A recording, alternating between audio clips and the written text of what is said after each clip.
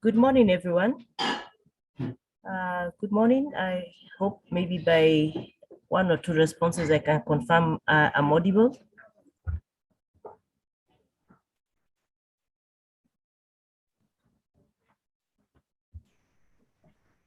Good morning, Georgina. You are audible. Okay, thank you very much, Daktari. Yes, first, let me start by apologizing. I know there were members who joined in quite early. There was a hitch in terms of the link settings. So it was set like 1 hour early. So our sincere apologies from our end for that hitch. But thank you for making time to join this webinar today. Basically, this webinar is just to help us just unpack the National Sustainable Waste Management Act that was passed in July this year.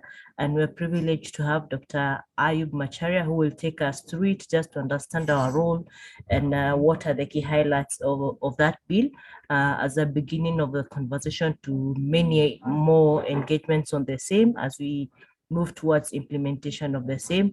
We know there are quite many other activities that are already in advance with the EPR, on waste management. There's so many initiatives and activities that have taken on, but now we have an act that is supposed to provide the overall guide.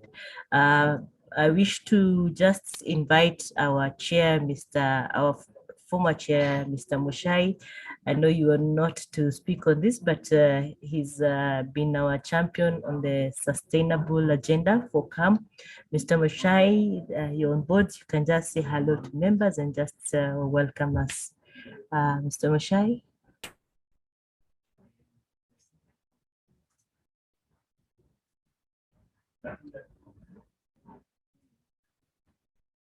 Chair, Mr. Muchai. Okay. Yeah, Chair. Good morning, everyone. Sorry, looks like I was muted. Hi, Georgina. How are you doing? Hi, Karibu, Chair. Sorry, we put you on this call early. There was a hit with the timings. Yes, yes. And apologies to everybody who joined in at 9. I think there was a couple of us. So I think there was a problem with the time on the calendar. So I guess briefly welcome everyone and say this has been a long journey to get here, and it is a continuing journey that we've been doing with CAM.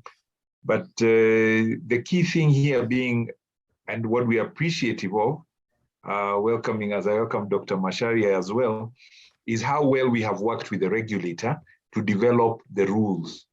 I think one of the key principles we wanted to make sure we do, rather than just wait for rules to be brought to us by government, how can we work together and start developing rules, structures, and everything that works for everyone, rather than us making it a contested area.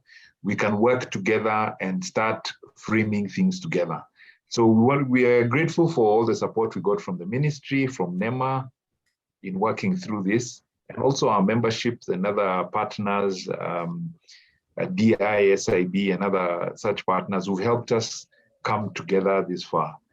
Now there is application still. These are the rules we kind of set for ourselves, so it's going to be challenging to put them onto the ground now and actually make them happen. And I think there will be the usual issues around that, but I think we can do it, and we need to do it well. One of the big issues we always have, and we hope we can input in this, is also giving timeframes for implementation, so people have enough warning time, enough preparation time, so that they can change to that. And then, so that means also from the business side that they actually prepare.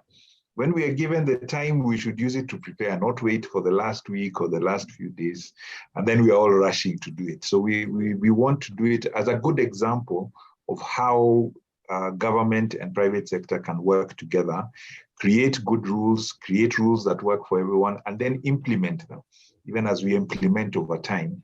And that can be a model or a framework for others to use in other areas, whether it's taxation, and other regulatory areas, because it works for all of us. We are all aware of the need and the challenge that we have around waste management, and the things that we need to do So we hope we can make some changes there. On Wednesday, we had a meeting with the president at KEM on our SME awards. And the governor of Nairobi mentioned, for instance, waste. And there's a Nairobi River Commission that they talked about creating. And we were accused of being actually about 50% of the waste in the river. So we know the sewer thing is going to become a big issue. And our thing is to act now let's start acting now rather than waiting for action to be taken on us. Because if we are prepared, we can actually find better solutions and also work them within timelines that are feasible and workable and not as disruptive to our business. So looking forward to hearing more about the bill, what came out of it. I think, as usual, the bill is a product of negotiation. So we give some, we get some, and we agree to where some middle way of what we're going to do. And then we can work out a positive way of implementing it so that it's good for our environment and our future together. Thank you very much, Regina. Thank you very much, Chair, for those remarks, and we appreciate that.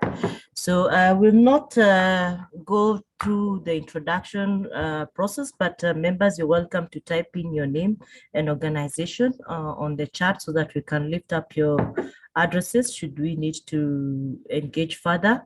But without much ado, maybe we'll just give the floor to Mr. Dr. Ayub. I think he's our only presenter for the day. So he'll be taking us through that and to help unpack. And then we'll have a panel, rather a feedback session, a 15 minutes round. So at around 11:15 thereabout, then when Dr. is done, it will be done by then we can have some quick engagements with Dr. But you can always type in any queries that you have on the Q&A, and we'll try and answer as much as we can online. Thank you, Chair. Karibu, Dr. Thank you, Georgina, and thank you, Chair, for welcoming me to this important meeting. I like working with the private sector because you have more capacity than us. You have already hit the ground,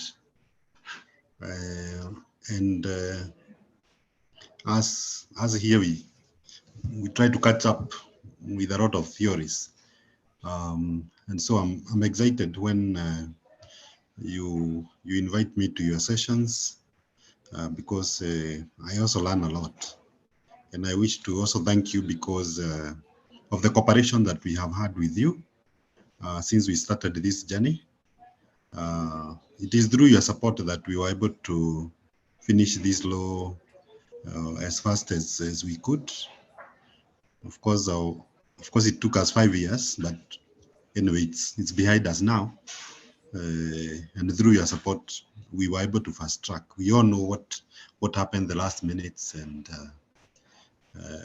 we almost missed the train. I wish to share my presentation so that I'm more structured. Hello? Yes. Can you see my presentation from your side? Yes, Dr. You can put it in the full screen mode. Okay. It's already on full screen. Okay, we can see it, so but we can still see the side slides. There's a way you can do it for it to reflect on the full screen. Yeah, there. We can see it, Dr. Yes, but we're still seeing the side slides, or there's how you put it on the full screen mode. Wow, how do I do it? But it's okay. I think we can proceed. Let me see. I have. Wow, what have I done? Am I still sharing, really? No, reshare again.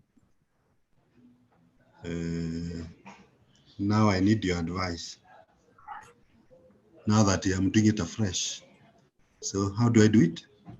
Just share, there's just share, and then there's the button at the. Are there? I'm not able to see your full screen, but Doctor, you can proceed. I think we can be able to see. Okay, thank you. So I share from the beginning. Now, so I'll share with you the national frameworks for waste management in Kenya. And I will start by asking the question, did we really need a new policy and legislation on waste management? Why I'm doing this is because we need to understand where we are coming from so that we appreciate where we are. And we are coming from the MCA law, which you all know, which we promulgated in 1999 and revised in 2015, where Section 3 gives every person a right to a clean and healthy environment, and also giving us the duty to safeguard and enhance the environment.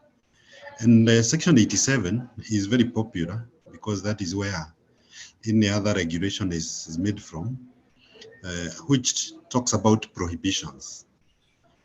It is there is a prohibition against dangerous handling and disposal of wastes. So we are not supposed to dispose waste in a manner that would cause pollution to the environment or ill health to any person. So that is a prohibition within that section. And then there is also a comment, some section that talks about transportation. So not everybody can transport waste in Kenya, only those who are licensed to do so by NEMA. And then also about the sites. The law mentioned the sites where you can dispose the waste, and only those sites that are licensed by NEMA. And then anybody who generates waste is obligated to employ measures essential to minimize waste through treatment, reclamation, and recycling. So that is all that the MCA says about waste. And so what you realize is that it doesn't tell us much about how to handle waste. And the current practice where we put our waste together, mixed, and taking it to the dump site is still within the law. It's okay. Waste, as much as where we were, it was legal to take waste to the dump site. I hear some noises. Okay, then we had the waste management regulations of 2016, which is still valid. We are still using it until that time when we have new regulations. And here, anybody whose activities generate waste is expected to collect, segregate, and dispose or cause to be disposed of such waste in a manner as provided for in the regulations. And the provision are under Regulation 6, where you are expected to segregate waste by separating hazardous waste from non-hazardous waste, and then dispose that waste in such facility as provided for by the relevant local authority. And so you see, sorry, Doctor, your slides are not moving. We are still on the first one, so you need to use your next button, your page down button to move your screen. Also. Yeah. Your slides, yes. Are they moving now? Yes. Now they're moving. Yeah. So yes. After that's another. So what I've done is I have moved away from full screen the slide show to just uploading my slides.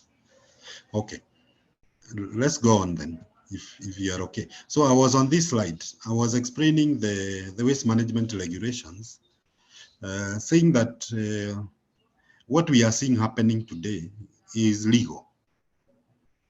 Mixing waste together and then putting it in a truck to the dump site, it was legal. But you all know the problems that we have. That people started dumping in unlicensed areas, even in our estates, in rivers, everywhere.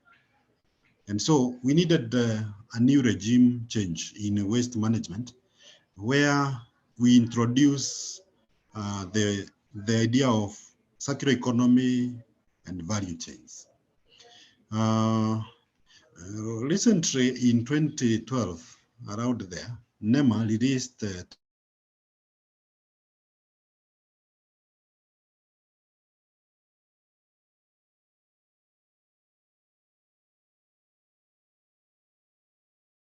You've lost your sound, Daktari. We can't hear you.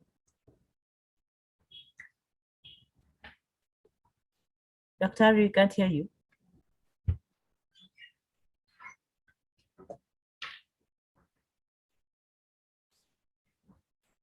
Daktari, we can't hear you.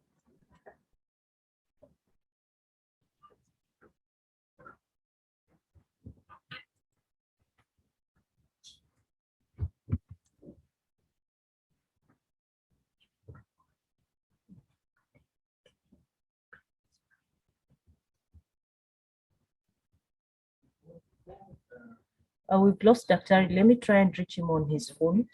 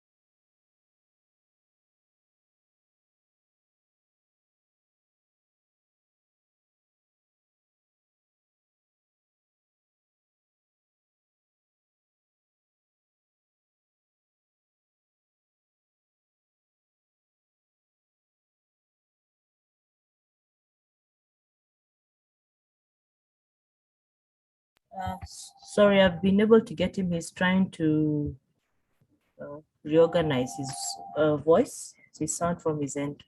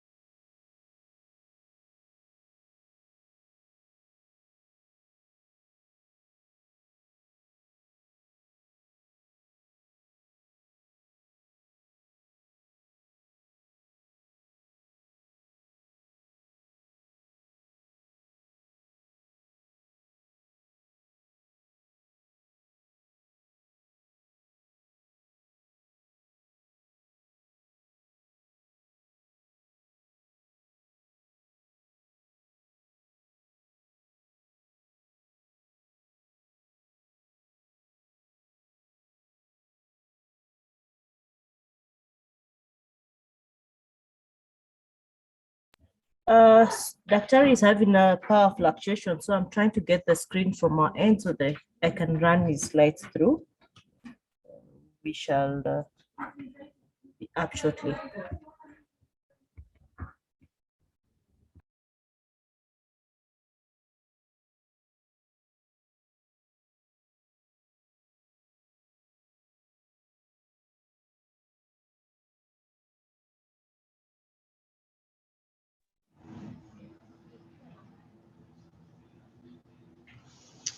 Sorry for that disconnection.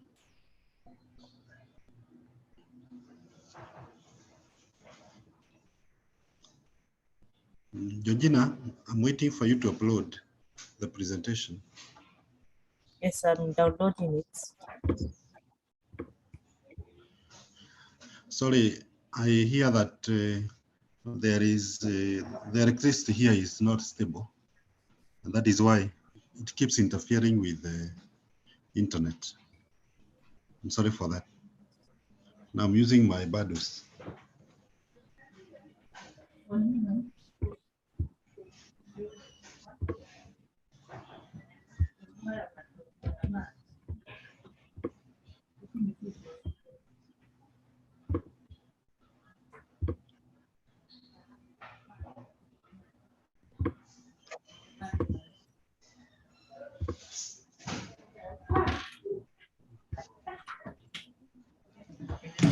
Thank you, Georgina. So I was explaining the 10 minimum points. I'm just trying to show you the journey that we have come, showing that we had the system that we had before was not appropriate. It could not help us to manage waste in this country because it was linear. It was emphasizing on putting all your waste together and taking it to the dump site. It was considered the legal way and the approved way. But now, since July this year, things are going to change. Next slide, please.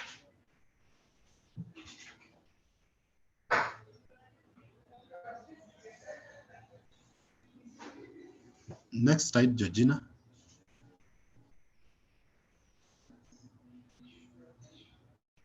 Sorry, when mine is hanging. Yeah.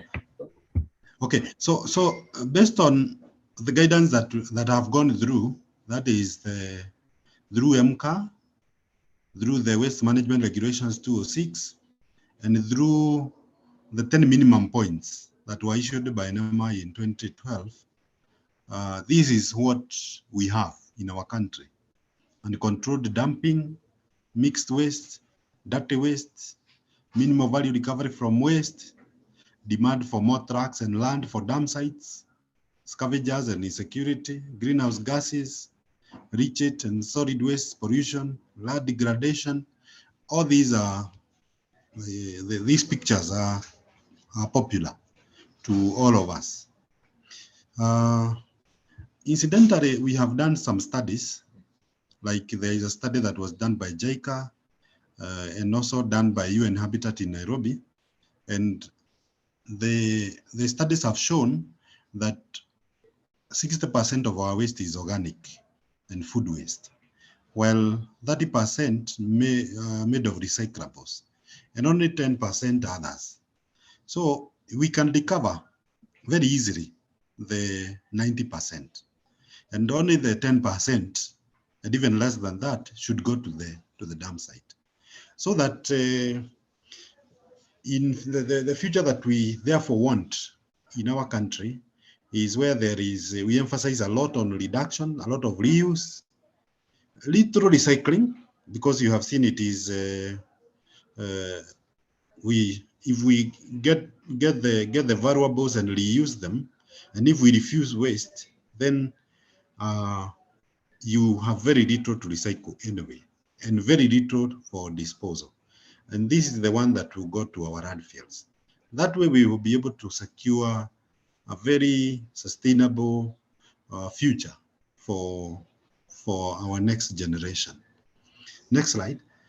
And so we had to toy, play around with where are we, what do we want, and I can tell you that we are tired of what was happening before, and we would like to move to circular economy, and perhaps some literal incineration for the hazardous waste.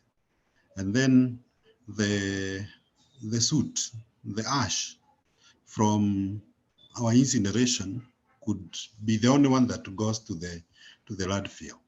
So we would like to, we are promoting more circular economy and less incineration and zero business as usual. Next slide, please. And so what we have done is that the ministry has, with support from the private sector, we spearheaded first the development of a sustainable waste management policy 2021. Next slide, please. And we launched the policy on the 4th of March 2022 at UNEP. And I think in the picture you can see some popular faces. I can see the chairman there, and you can see the chair for KEPSA, and a representative of the governors, the governor for Taita Taveta. And we had 3 ministers, the minister for Denmark, and the minister for Zambia. They attended our event. So this document is out and it's available on our website. And based on this, we also spearheaded the development of a bill, which is now an act which was signed into law on 8th of July 2022. And this is where we entered into a radical shift in waste management from linear to circular economy and the use of waste hierarchy approach. I've already shown you a picture of the waste hierarchy where our main focus is on reduction. We want to reduce waste. And we reduce it through several ways. One of them being you saying no, the other one being we look at our production systems and make sure that we do life cycle analysis and make sure that every material we put into the market is reusable, is recyclable. We also make sure that there is resource efficiency in our production systems. We curb consumption and production. So this new law, its scope is on non-hazardous waste. So we did not cover hazardous waste in that law because the hazardous waste had already been well covered in MCA 1999. So the focus is on non-hazardous waste, the waste that we generate in our homes and from other sources, as I'm going to show you in another slide. So what is key in this law is waste segregation at source is now mandatory for everybody. And then once you have segregated your waste, it is mandatory also to procure licensed waste service providers. And the licensed waste service providers are also directed to take that waste to composting facilities or material recovery facilities and not to dump sites. And only residual waste from composting facilities or material recovery facilities will be transported to the sanitary landfills. So you can see we have created another layer. So we are not going direct to the dump site, but to the material recovery facilities. So the law, as I said, the scope is waste that we generate in our offices, commercial facilities, domestic sources, factories, in case of the non-hazardous, and also public utilities. Next slide. The objectives of the Act, just like MCA, we want to promote sustainable waste management, improve health for Kenyans, reduce all forms of pollution, make sure that we deliver effective waste services. And then we want to create an enabling environment for employment because those variables that we are recovering from waste can sustain jobs. And then we want to develop environmentally sound infrastructure for sustainable waste management. So we have new structures like material recovery facilities, which were not there before. Then promote circular economy practices. This is where we embrace the whole value chain of waste, from generation to final disposal. Then mainstream resource efficiency principles, because for the system to work, like I said, we need to emphasize on reduction of waste. And this we can only do if we emphasize more on resource efficiency.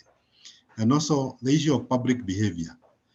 The public have a role to play in waste management and the success of the law. Next slide, please. So the general principles are applied. That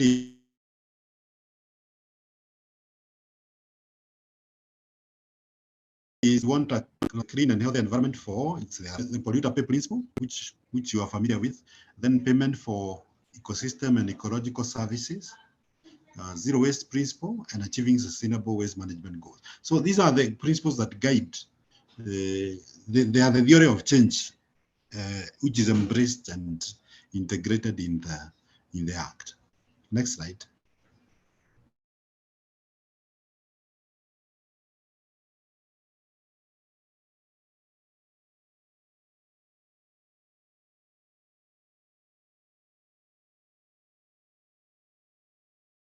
Daktari, we've lost your sound.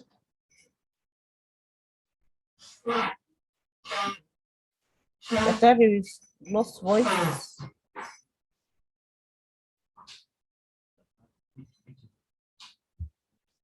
Trying to speak.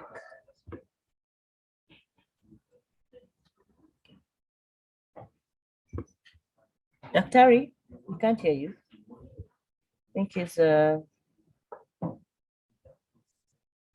had a disconnection issue. Let me alert him.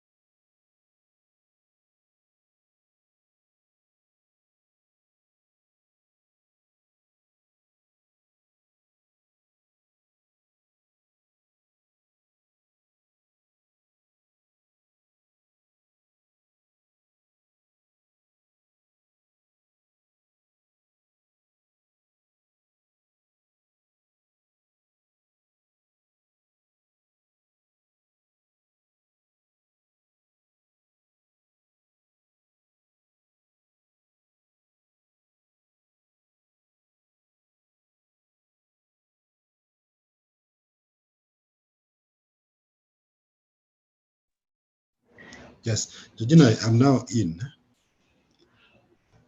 Okay. Georgina, please confirm that you can hear me now. Daktari, I can hear you. Proceed.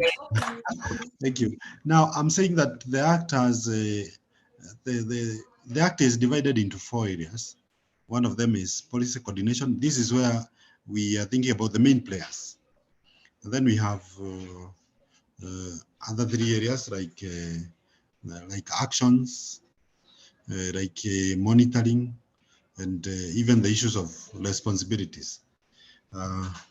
So I'll take you through each of the sections and especially to check whether there are any overlaps between the players. So for policy coordination, the key players are like the cabinet secretary. You have jumped many slides, Georgina. The cabinet secretary is a very important player, the National Waste Management Council, then NEMA, and the counties. So for the cabinet secretary, now the work of the cabinet secretary is clearly cut.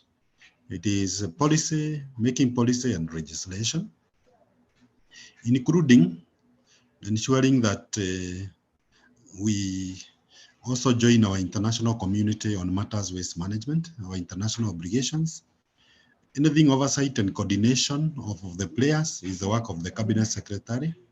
Then he's the one to prescribe measures, maybe on reduction of waste, recycling, anything waste management. He's the one to prescribe those measures. And in consultation with the NEMA also, help counties with the development of laws and regulations. And then, other than the act and the policy, we are supposed to have some action documents that we will be implementing. And one of the documents is a National Waste Management Strategy and the Waste Management Action Plan, which is supposed to be produced every 5 years. That is the work of the Cabinet Secretary. Next slide, please. Then we have a new framework called the Waste Management Council. It is not an institution. It's not a body corporate. It is a framework, a committee of some kind, the council, which will be established by the cabinet secretary and with the members holding office for 3 years. And they will be supported by staff from the ministry as delegated by the cabinet secretary. Next slide. And this council is important to look at the membership because you come in as private sector. The chairman will be appointed by the president. The vice chairperson will be a governor, who is the person who is in charge of the environmental bit, the waste management bit of the Council of Governors. And then we have PSs, that is our PS in charge of waste management and PS National Treasury. And then we also have Director General NEMA. And then you see from number 6 is you people. Number 7, it is you people. And then we also embrace a professional in waste management, perhaps from our local university. And then professionals in waste management representing the civil society. And we can also co-opt a maximum of 3 experts. It is allowed. Next slide is the functions of the council. I wanted to talk a bit about the functions of the council. So the council's role is to help us with intergovernmental coordination, the national government vis-a-vis the county government.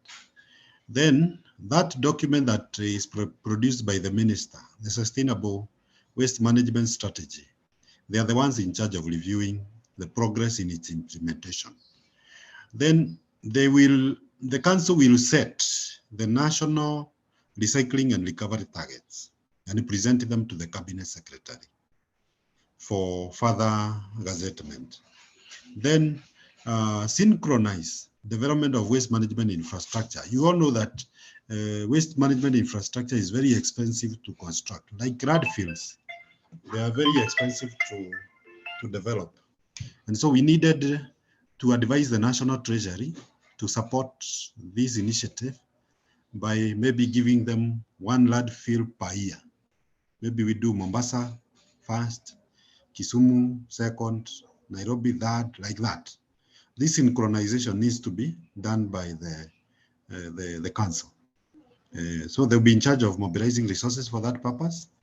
Then there is need for inter-county waste management partnerships, like the movement of waste from Nyeri to Nairobi where the recyclers are.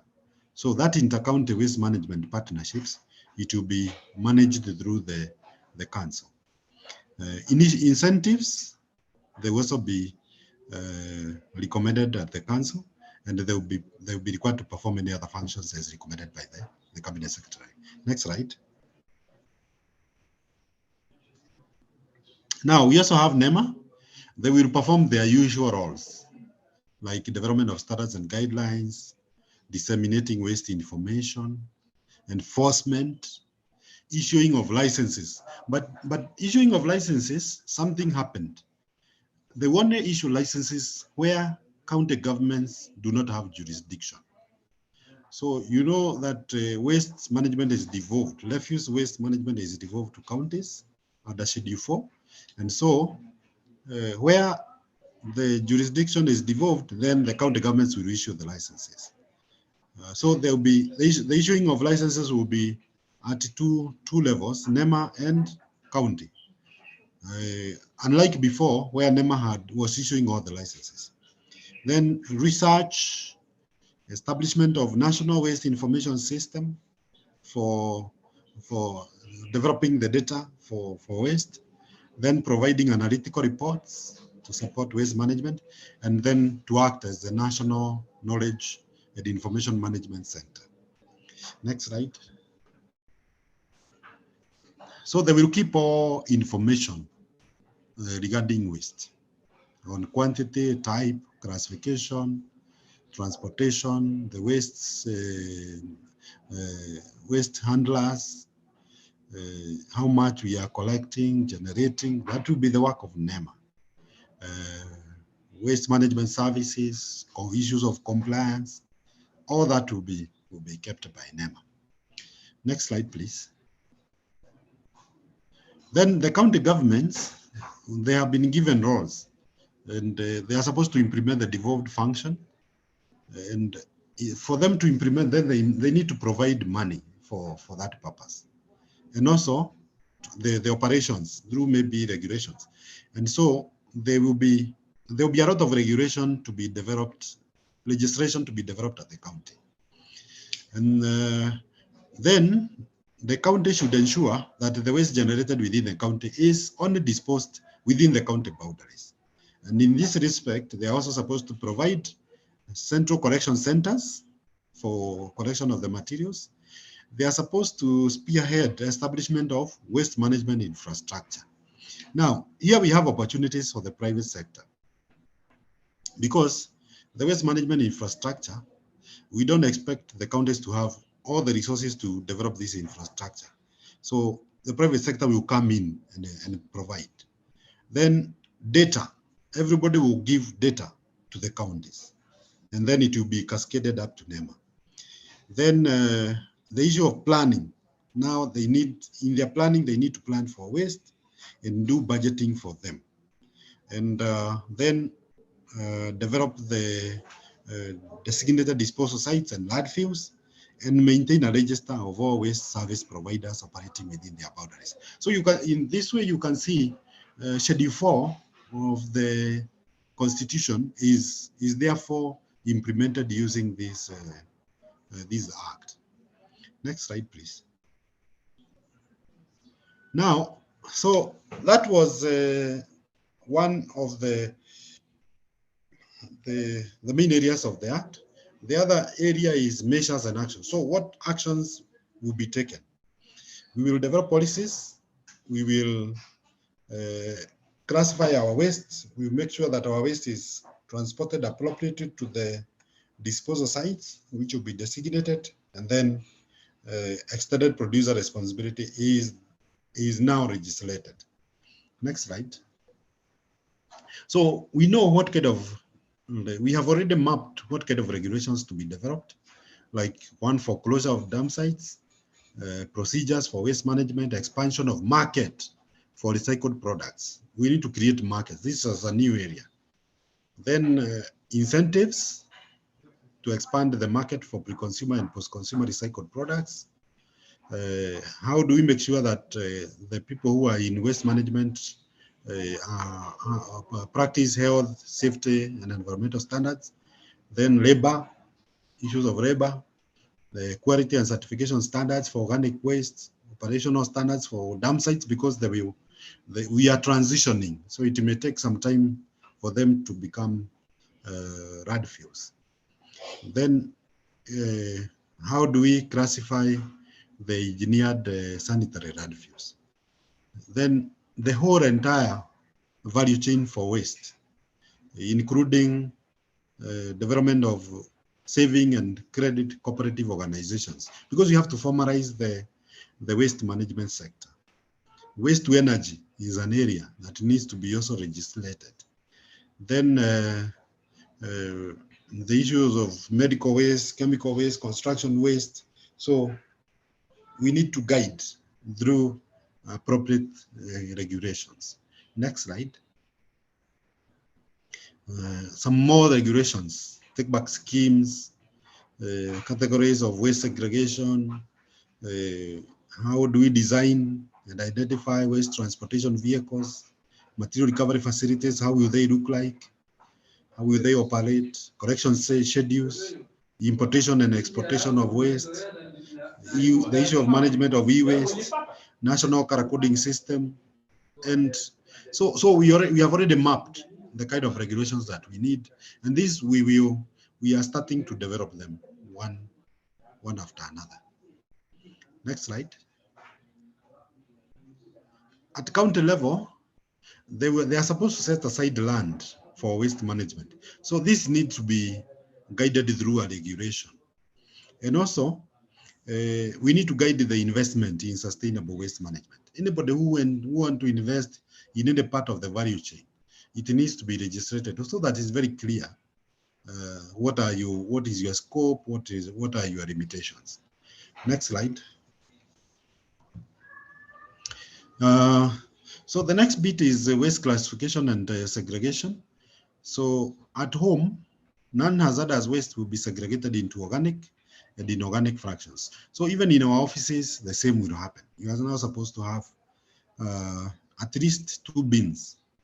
Then the segregated waste will be put in properly labeled and color-coded receptacles, bins, containers, and bags. And then we also have hazardous waste, which will be handled as per MCA. And the Cabinet Secretary shall, in consultation with the authority and county governments, gazette the national color coding system for waste management. So this is important because for investment, we will need the private sector to be guided so that those of you who make plastic containers, plastic bins, even plastic bin liners, you will need to be guided on what colors so that you don't invest in the wrong colors. That is why the national color coding system will come first before we start implementing the other bits of the law. It is something that will come at the initial phase. Next slide, please. Then for waste transportation, all waste service providers to collect and handle and transport only segregated waste. And if one is found with mixed waste, like we had earlier, they are liable for a fine of 50,000 or imprisonment for 6 months or both. Next slide. The other bit is extended producer responsibility. So now it is legislated. We didn't have this in MCA. So all producers are expected to bear extended producer responsibility or obligations. And they will fulfill this obligation individually or collectively in a compliance scheme. And the Cabinet Secretary is expected to make the EPR regulations, which we have already finalized. The EPR regulations are about governance. Our regulations are about governance, how you will organize yourselves and how you will establish companies and how you manage yourself.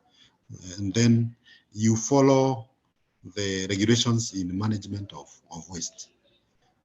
Okay, next slide.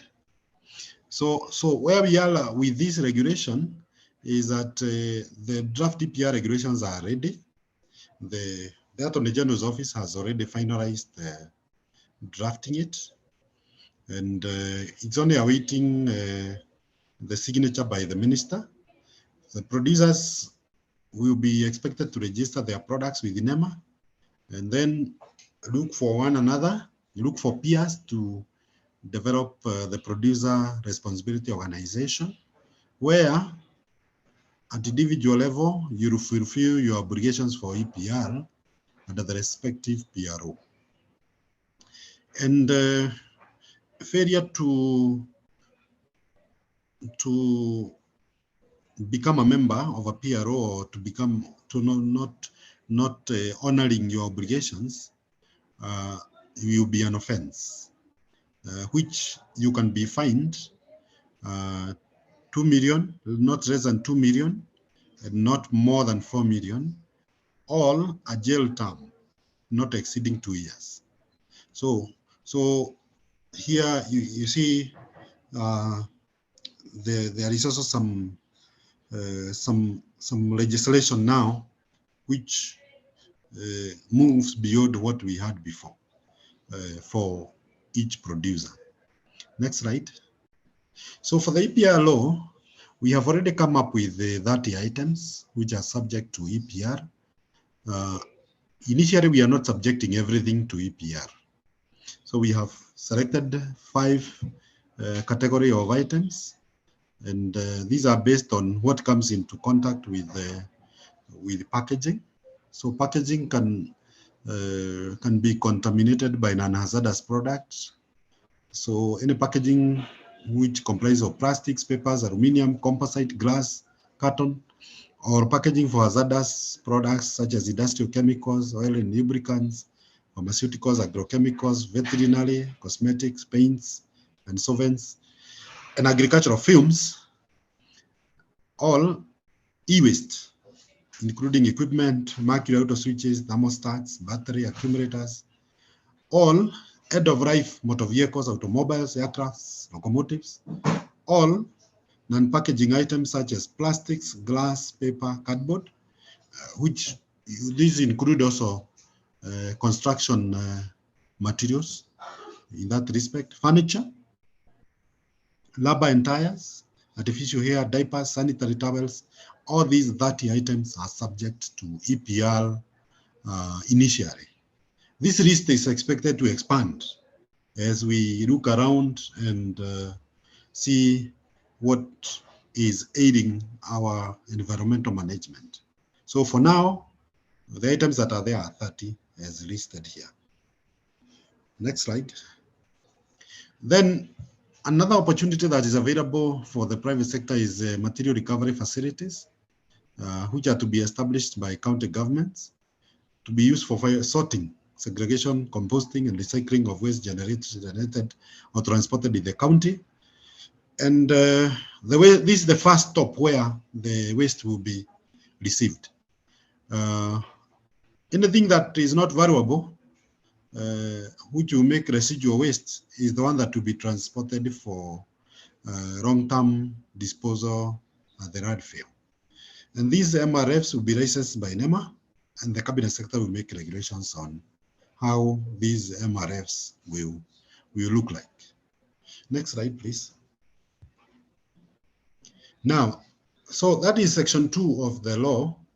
Then section 3 is waste management functions. These are very important area because you hold your accounting officers in your organizations. Or if you're not an accounting officer, you may be an officer in charge of waste management in your organization. This law affects you, and especially this section of waste management functions. So what will be the functions of accounting officers for both public and private sector, for county government, for individual citizens? Because each one is supposed to play a role. Next slide, please.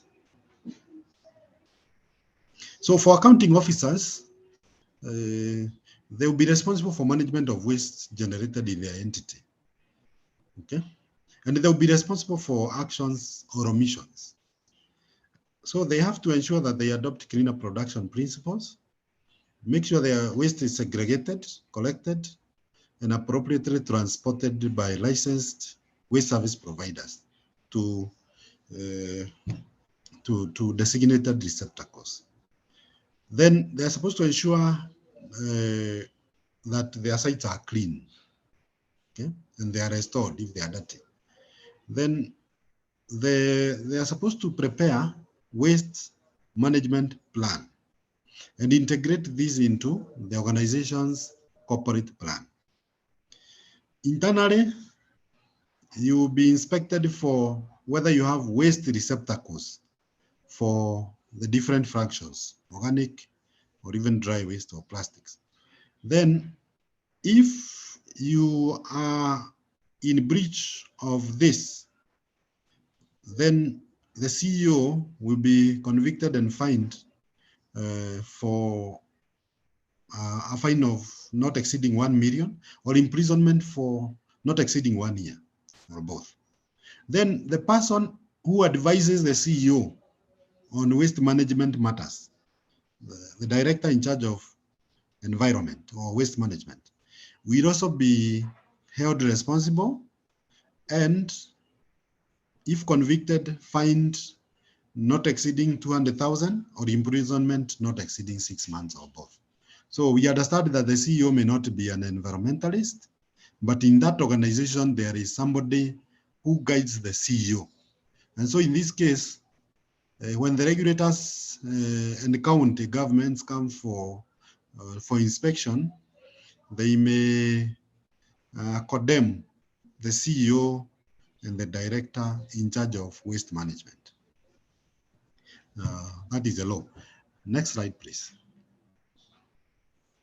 Now, for county government, we had talked about their roles earlier, where they are supposed to enact county waste management legislation, establish infrastructure, then provide incentives for collection and separation of waste at source.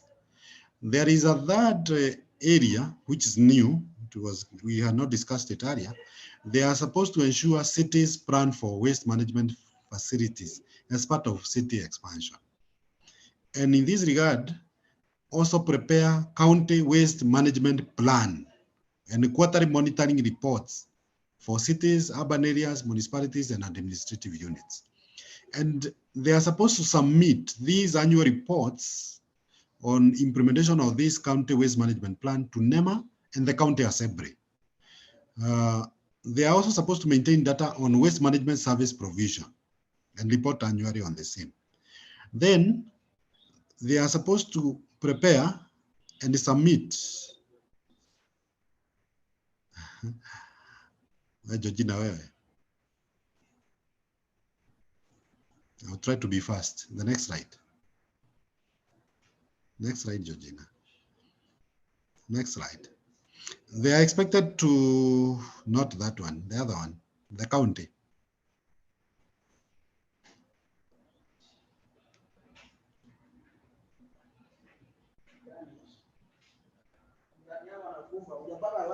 Okay, so they're expected to present to the county assembly an integrated county waste management plan every 5 years.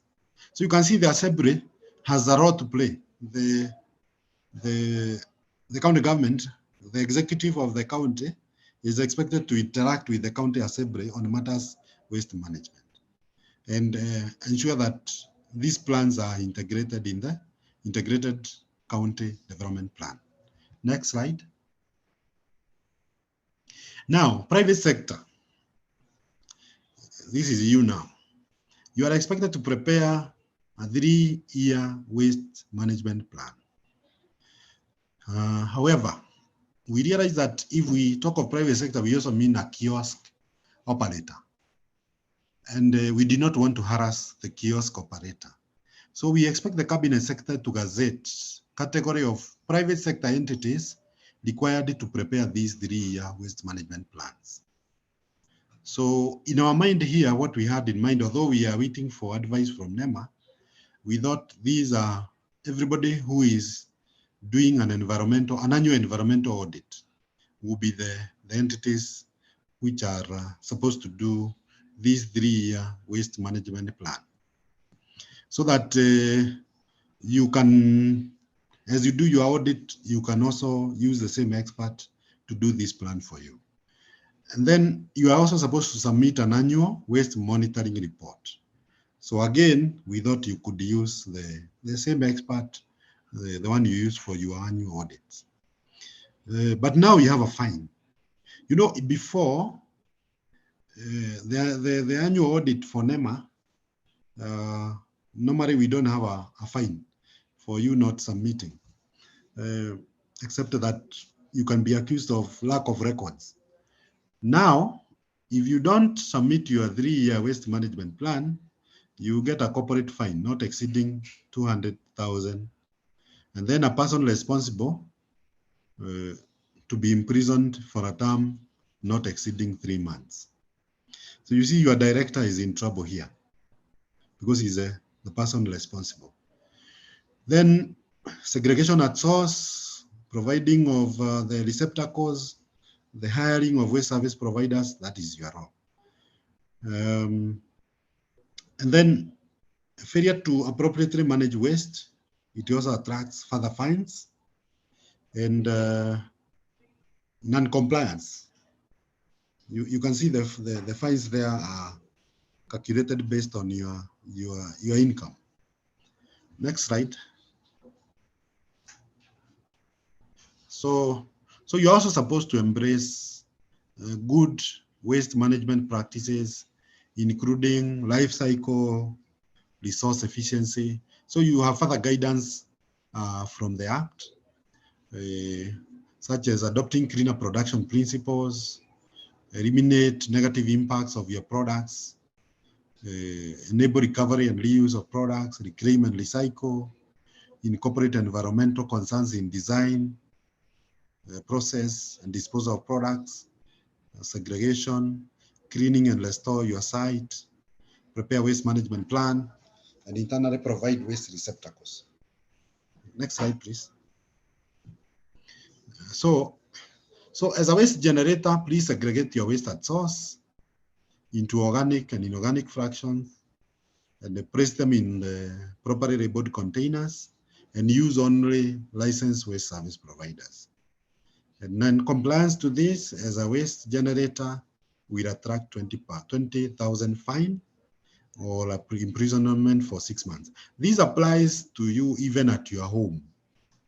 This is at the basic level, at the home level. Now we have a fine for the citizen. Next slide.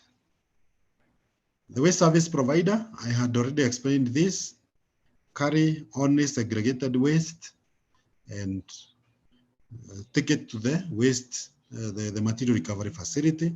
And if you don't do that, 50,000 fine. So we are expecting that counties will help us to discourage the waste service providers from accessing the dump sites, the RAD fields, so that visiting the RAD field will attract a higher tipping fee to encourage people to tip in the material recovery facility and not at the final disposal site. Next slide. So you can access information from NEMA. You need to just apply and NEMA will allow you to access the information. Next slide. And now, the other issue was about finances. We know that counties have been complaining they don't have funds for waste management. Now we have ring-fenced money which is collected from waste-related activities. It will be put in one account and used for that purpose. You are also aware that we have also secured other funds for waste management through the EPR. Okay, so now we have 2 funding systems for waste management using EPR.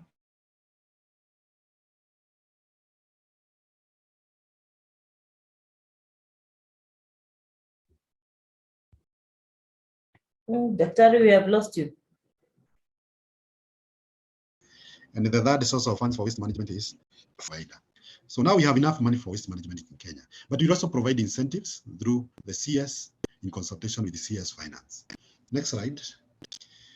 So these incentives are for activities such as importers of equipment, private investors to expand their investment, private operators of certain equipment, such as recycling, and there will be regulations made on how to give out these incentives. You know, now we don't have those regulations. So monitoring and compliance will be done by NEMA, and you'll be told how to report on your waste management activities. Next slide. So if an NEMA officer comes to your place, just like today, you are not supposed to block them. It's an offense. Next slide, please. Complaints, just like in NEMCA, they are supposed to be taken to National Environment Complaints Committee. And you submit evidence, and then NECC will take action. Next slide. Then partnerships are important. I have already explained that we need ways to move from Mandera County to Nairobi, where the recyclers are. So therefore, we need these partnerships, and the CS is expected to develop regulations for the framework of inter-county cooperation on waste management. And the CC member for environment per county is also expected to develop a framework for inter-county cooperation on waste management, which will be approved by the county assembly. Next slide. Restoration. NEMA can issue a site restoration order where they require somebody to clean up and restore a site that has been polluted. And this is based on MCA 1999. So this law has also borrowed a lot from MCA 1999. Dispute resolution. If you are aggrieved by any action by NEMA or even the county, you are supposed to seek redress from the National Environment Tribunal within 60 days, just like in MCA. Next slide, please. And the general penalty as provided in MCA is upheld in this law. So for anything that is not properly explained in this law, you are likely to be a candidate of the general penalty, which is a fine of 2 million shillings, not less, not more than 4 million, or imprisonment for a term not exceeding 4 years. Next slide, please. Then we are also emphasizing on Section 34 also directs that we make sure waste management matters are integrated in the curricula at all levels, and we are following up on this matter. Next slide. So what we expect to gain from the Waste Management Act and the EPR regulations, we will get baselines through disclosure by the producers. We will have upfront contracts with waste service providers, which is an incentive. There will be funds available for waste management through the EPR, through the payment by the public, through the waste activities. Now all our waste money is secure. The county levies will be secure.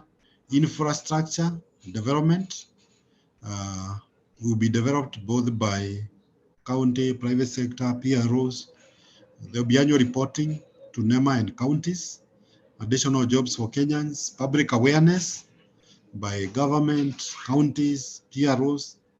Then there is a framework that cuts across the entire value chain on waste management, so that all these are investment opportunities available, which was not there before. So in summary, I can say that we have several achievements. We have made several achievements. The policy is out. The act is out. The extended producer responsibility regulations are finalized. They are only awaiting the final signature. And then the e-waste management strategy is also out. What is ongoing now, we are doing the Dame County Sustainable Waste Management Bill to ensure there is uniformity in waste management across counties. Then we are also doing strategic and environmental assessment for sustainable waste management policy, so that we know what kind of investment is needed to fully implement the policy. We are also doing the sustainable waste management strategy and action plan.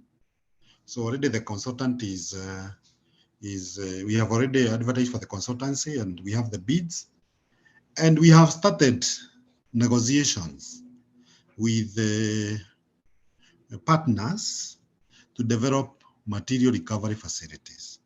Like there is some discussion going on with the Italian government, which would like to put up a material recovery facility in Kajiado County, and closure of Gong Dam site.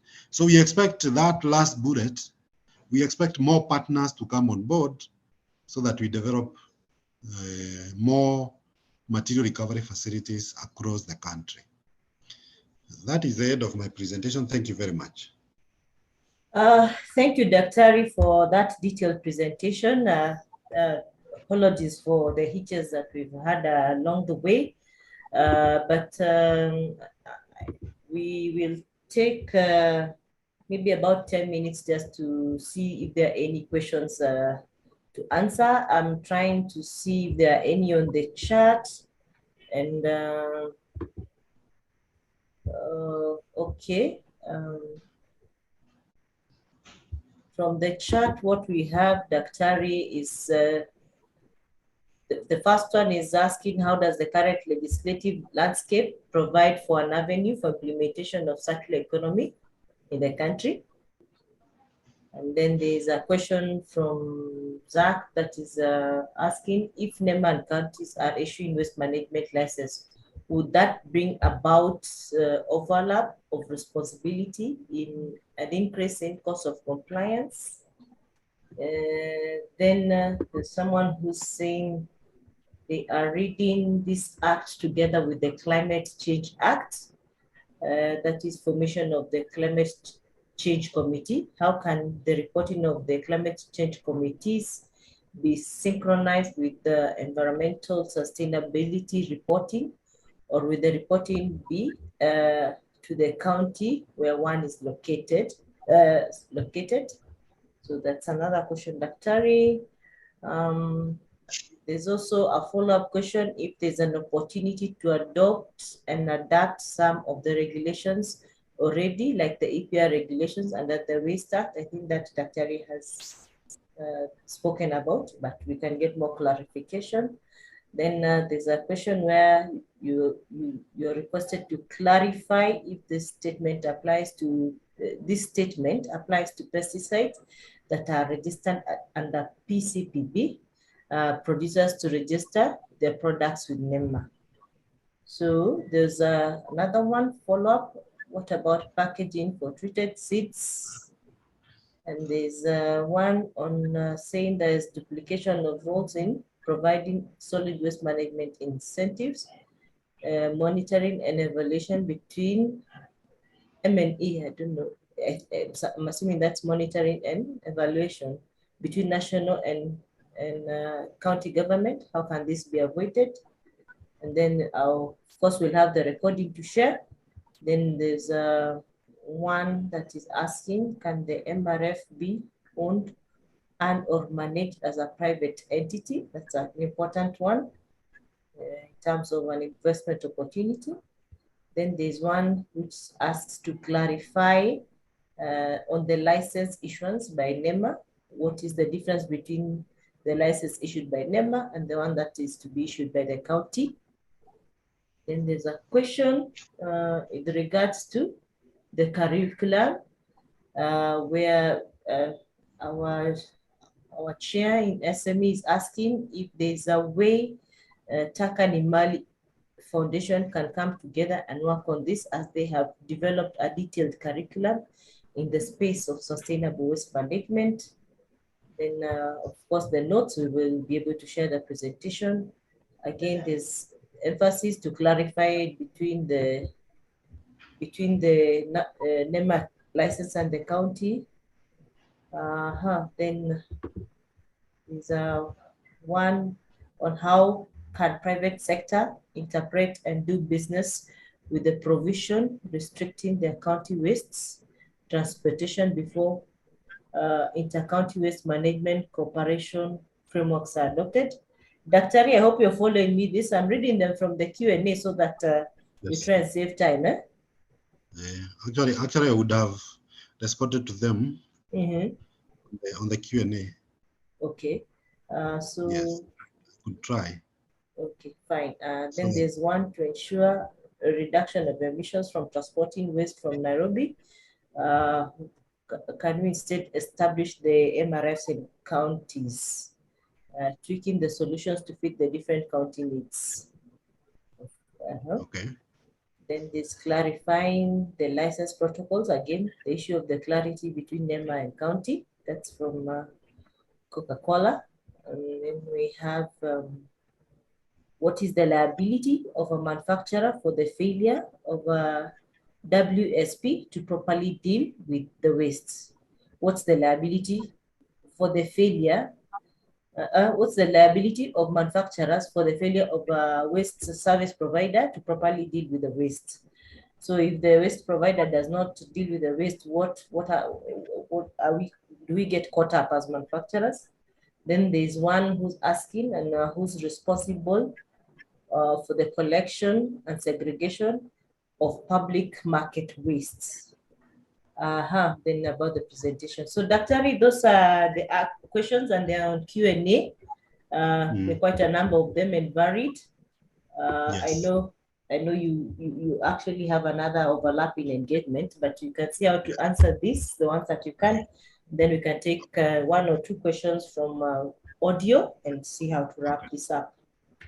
Okay, thank you. I will. Fortunately, I'm able to scroll down the Q&A. So Zach has asked if NEMA and counties are issuing waste management license, will that bring overlap? Now, there will be no overlap. And that is the reason why the council was established, so that the private sector can have an avenue to complain when NEMA is there and when the representative of the county is there. So there will be no overlap. Actually, we tried to remove all overlaps. And even when we met with parliamentarians, that was an issue that was key, to make sure that there are no overlaps and NEMA remains as strong as it is supposed to be. Counties have their role very clear because of the devolved function. And that is why for licensing, the parliament included a statement there, which says, save for where counties have jurisdiction, NEMA will issue the other licenses. So what I expect is NEMA will be meeting with county, and if they don't, they'll meet at the council and harmonize this issue of licensing to make sure that there are no overlaps. And I expect that the public, the private sector people will complain through KEPSA, through your private sector representative or the representative of manufacturing, to make sure that those overlaps are not there. We know that currently there is an overlap on licensing for the trucks, where you license with the county, you license with the NEMA. So that's one of the areas that is to be addressed by that statement. So I don't anticipate overlaps, and if they are there, the law has said it should not be there. Now, the other issue is about the Climate Change Act. And I have already explained about the reporting, that when we were asking for reporting, we noted that the kiosk owner could be disturbed, and he's a small player. And that is why we asked NEMA to provide the list of entities that are supposed to report. But what we had in mind with the developers of the law, which are the private sector people, was that we will make use of the environmental audit report. So that is what we had in mind. And we hope that that is the direction we will sustain. I don't know about reporting under the Climate Change Act, but for the Sustainable Waste Management Act, we are hoping that there will be no additional cost to the private sector, because you will integrate the plan in the audit report, you will integrate the reporting in the audit report, so that you don't have to use another, to introduce another report to NEMA. But that will be clarified further when we'll be advising you on what to do. So I didn't say much about Climate Change Act, because I'm not in that area of climate change reporting. Now, the other one is the EPR regulations are coming, and it will provide other opportunities for the private sector to reorganize themselves and come together, form strong alliances to make sure that Kenya is safe.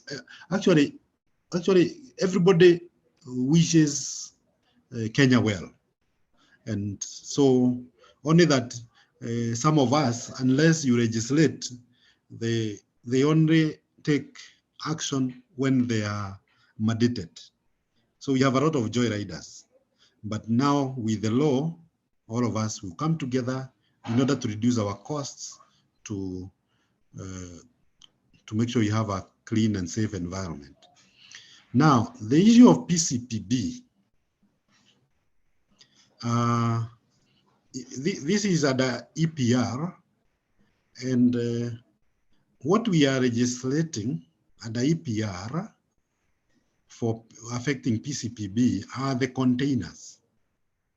We are interested with the containers. And the containers have come into contact with the hazardous products, hazardous waste. And that is why we have a special EPR for packaging for hazardous products. Okay. Otherwise, the registration for the pesticide is under PCPB, and we have not interfered with that arrangement.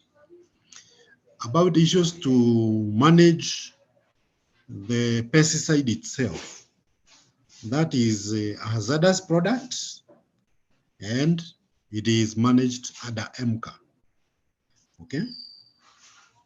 But as I said, the EPR is about governance. It's about bringing peers together to create a framework where everybody will be compelled to be responsible. But responsible to do what? To comply with other waste management laws. Okay? So EPR is a governance framework to help you comply with the hazardous, the waste management regulations 206, which talks about hazardous waste. Okay? So any obsolete chemicals, they will be managed as per earlier hazardous waste management. And now we have brought in the issue of containers, because they were scattered in they were being thrown around the environment. That is why the EPR came in place.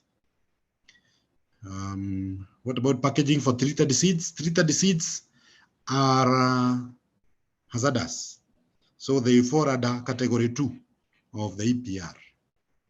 There is a deprecation of laws providing incentives, M&E, between national and county government. How can this be avoided? Yes, for incentives, we expect 2 layers of incentives at the county level, because they are in charge of refuse management. They will provide further incentives there at the county level. But we also have at a national level, like if you are importing a machine, then that one is cascaded to us at a national level, so that there are further incentives for you. The other one, can an MRF, oh, what is that? Where did I get lost? Sorry. Okay. What is happening? I'm finding myself getting away. Sorry. I'm okay. Now, the other one was, can an MRF be owned or managed by a private sector? Yes, the private sector can manage an MRF. I don't know why this screen is jumping. Maybe there's something on the other side also moving it, or there are some additional questions. I'm finding it jumping. Now, the other question was, who is responsible? What is the liability of manufacturers for failure of a WSP to properly deal with the waste? So the moment you give your waste to a waste service provider, it is his responsibility to make sure that he disposes it appropriately. Seeing it in the environment, it is now you use tracking documents. Where did the waste service provider drop it? At the material recovery facility. So the material recovery facility is also supposed to make sure that that waste does not get out and get into the environment. Okay, so it is not your responsibility once you have hired that guy. Now, Dr. I know one of the questions you've jumped is the one on if there's a possibility to collaborate with Taka in Taka Nimali Foundation on curriculum. Yeah. Actually, I don't know why my questions are jumping. I'm finding myself in trouble. But now for the curriculum, let me comment there. What we are doing, curriculum development is a huge area, and that collaboration can be there. However, what we are doing as a ministry is we are developing guidelines for what should be included in the curricula. Okay. And that guideline will be given to Kenya Institute of Curriculum Development, Commission for University Education, the Judiciary School, the Prosecutor School, the Kenya School of Law, the NITA, the TVET. You know, there are so many. Kenya Medical Training College, you know, even KASNEB and others. Okay, because all these are curriculum development institutions. Okay, to see how they can use that opportunity they have in curriculum development to mainstream waste management. And so my comment there is that the area of curricula is a bit broad, but those collaborations are important. So I would advise Taka to work closely with the relevant institution based on their target group. Okay, the target group determines who to work with. Us as a ministry, we will provide the guidelines, and then we will go to the other side and do monitoring, whether the curriculum that is coming up has mainstreamed waste management, whether there is now behavior change. That is our approach to that matter. Now, allow me to look for some other questions. So I finished that one on curricula. You know, once you add another question, it is jumping. My knee is jumping. Yes. Now, expound on MRF owning by private entities. What are the possible exploration channels? Is it by partnership with county governments? Now, I expect that you will run private sector players. You will run to the counties and find out what are their plans in this whole issue of material recovery facilities, and present your case that you are coming in to partner with them. Like I expect them to provide, for example, land. They can provide land for the private sector to invest in material recovery facilities. Or if a private person has land, he can develop an MRF and become a player in waste management within the county. Now, I'm still going on, but my questions are jumping. So, Daktari, there's one on responsibility of waste collection and segregation at the marketplace. The responsibility there is by the owner or the operator of the market. Who is the operator of the market? It is the county government. So the county government in that case, because they are the owner of the facility, they are supposed to make sure that of course, there is a manager. And like I said, a manager of a facility can be prosecuted for for actions or omissions. And one of the things they are supposed to do is to make sure there are receptacles there.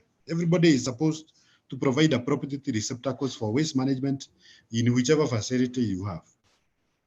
So it is the role of the owner or the operator of the market to make sure that waste is managed properly, including giving it to the appropriate waste service provider.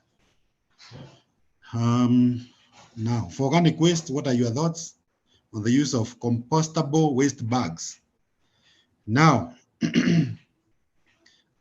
I don't want to say much about compostable waste bags. Is an area that we are not very clear on that matter about compostable waste bags. Currently, what the government is doing is the liners, the bin liners, the plastic bin liners are currently in use, but through those who are licensed to do so by NEMA, not selling them in the supermarkets. So I don't think we have a problem as we continue testing these compostable waste bags. We know they are on the way coming, but that technology has I can't say that it has been embraced fully at NEMA. I know JICA are working with the NEMA on this matter, but I don't think the discussion has been concluded. Okay. Georgina, please guide me. Have I finished all the questions? I think, yes, Daktari, you've covered all questions apart from those which look like they're repetitive. No, there is one I've seen here, the inter-county movement of waste. Okay. Again, now you start appreciating why we needed a council. Had we left this matter to NEMA, how would it have been handled? Because this is an area that requires everybody to come on board in a legally constituted framework. Because the private sector, you have your issues. The civil society have their issues. The NEMA have their issues. The counties have their issues. So we needed a framework that brings all of us together. And I think the council will give us that guidance on how inter-county movement of waste will be done. Okay. Including payment of cents. Thank you. Okay, thanks, Daktari, for that. So by show of hands, if there's anyone who has a burning question that they feel that needs to be addressed by Daktari, please put your hand up. I'll give you a minute or so. I hope we can close this by 10 minutes to midday. But we want to appreciate Daktari for that presentation. And this is just a first interaction or first round in trying to unpack this. From the presentation, we can see we have a lot of opportunities and meeting points in terms of implementing these acts. And looking at the way things are going, the world is going, sustainability has become of key importance to all sectors, industries. So I know as CAM, we have already taken off with regard to supporting the development of or rather setup of the PROs. And we already have 3. One is already up and running, which is led by one of our colleagues, Mr. Prientana, and I'll give him a minute just to share his experience. And then I know we have the others which are coming up, and myself and my colleague Sharon, and I support her. There's the one for the hazardous packaging that we are supporting, and also the EUS that is also coming up. So from industry, Daktari, we can assure you that we have taken up already what we think we can. I don't know, the one for construction and the one for for the other materials where we have with automotives and aeroplanes, we're still going to figure that out. So Daktari, yes, so please continue walking this journey with us. I want to give Prien a minute to just say something. If there's no one who has raised their hand, I can't see any. And then my colleague will be thanking our members as we close the session, but we will have more of this. So Prien, I know just a minute to share your experience from the PRO that you've already established. Thank you, Georgina. Thank you, Dr. Macharia, and everyone for attending this very valuable session. Like he started by saying, it's been a 5-year journey. It's been a long journey, but a very fruitful journey. I think we're all in a much better place today with a lot more clarity with where we're going. We have collaborated and worked with both public and private sector on this. And as KEPRO, we have started voluntarily managing the waste within various fractions in the industry. And I think we are hopefully successfully proving and showing that this approach can be very beneficial to both industry. It's not a very expensive method to create a big impact within our environment. More importantly, it adds a lot of jobs and it definitely creates a much cleaner, greener environment with a balance to economy. I know previously to 5 years ago, we were talking about a lot of confrontational related discussions where we were talking about banning. Today, I haven't heard that word at all, which is, I think, something we need to celebrate. I think we are now talking about choice. We're talking about circularity, and we're definitely talking about a journey which definitely a lot of countries are watching us. We're having many conversations, both regionally and globally. We're being invited to many forums to discuss what we're doing, and many are watching us as a beacon for this region. So I think it's a testament, and a very much thank you to everyone who's participated in this journey. But we still have a long way to go. I think that's what I'll end with. But I think we're taking the right steps. Thanks, Prien, and that wraps up the experience that we have had with KEPRO, and it's been quite a journey between us, government, and all the stakeholders. It's not an easy one, but we have managed, and we are looking to follow in past with Prien just to see what you've done and what we can do better without repeating. So I see a question from Mary. Mary, you can unmute and ask your question, please, and then we should wrap this up with our with Ruth after you. Thank you, Georgina. Good morning. My name is Mary from Farmers Choice Limited. Thank you for the very well-detailed presentation. Now, 2 quick questions for Daktari. In regard to the PROs, for a company like ours, I think our key major waste we are looking at would be in the form of packaging material that's out there. But you realize because of the nature of our business, we will have a few smaller streams. For example, we do have a fleet of vehicles, so we'll have 1 or 2 or 3 vehicles that need disposal. We shall have tires on a continuous basis. Do we then look at our key PRO, or are we obligated to look at PROs for every small waste strip? That's one. Number 2, just maybe the timelines for the regulations that we are awaiting to be enacted. Thank you. Daktari, you can respond. Thank you. Thank you for that question. The EPR is about products being introduced into the Kenyan market. And like for your case, you are introducing food stuff to the market. And so you only fit into one PRO, the one for non-hazardous packaging. About your tires, that's not yours. It is for the person who introduced the tires into the market. For the same for the vehicles, it's not yours. That will be Toyota, and then the importers of vehicles, not yours. So yours is only where you are introducing a product into the market. Yeah, thank you.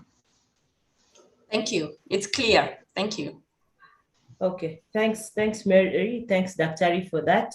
So I want to hand over to my colleague, legal manager, Ruth Lemlem, who will close for us. Thank you, Daktari, on behalf of everybody. Sorry, I didn't actually say my name. I think we started with a little bit of time challenges. So my name is Georgina Washuka. I support regulatory and compliance. And this webinar has been organized through our legal and regulatory team that follows through and just checks on the bills and acts that are going on that affect the business piece. Thank you, everyone. Thank you, Daktari. Ruth, you're welcome to close the session for us. Thank you. Good morning, and thank you everyone for attending this very important session. I want to first appreciate our leadership at KM, led by our immediate former chairman, who has graced this meeting. He left to attend to another meeting that he had. Our gratitude also to the team within KM that have put together the groundwork and all the that was needed to make this meeting fruitful. I want to extend my appreciation to Dr. Ayub Macharia, who is the Director, Environmental Education and Awareness Unit at NEMA, at the ministry, for making it happen. This meeting has really opened the document that is the Sustainable Waste Management Act of 2022. It's pretty new to all of us, and this has been a good session unpacking it, and indeed it's a great milestone for all of us to learn what is in the document and know how to protect our country, our health and environment, and also our businesses in the process. I thank you. I extend my appreciation to all of us, the participants who have spared some time to come and listen in and perhaps take in some information to our respective spaces of engagement. Thank you, and asante sana. Back to you, Georgina. Thank you to all who were present. So members, you can exit. We'll end the session shortly.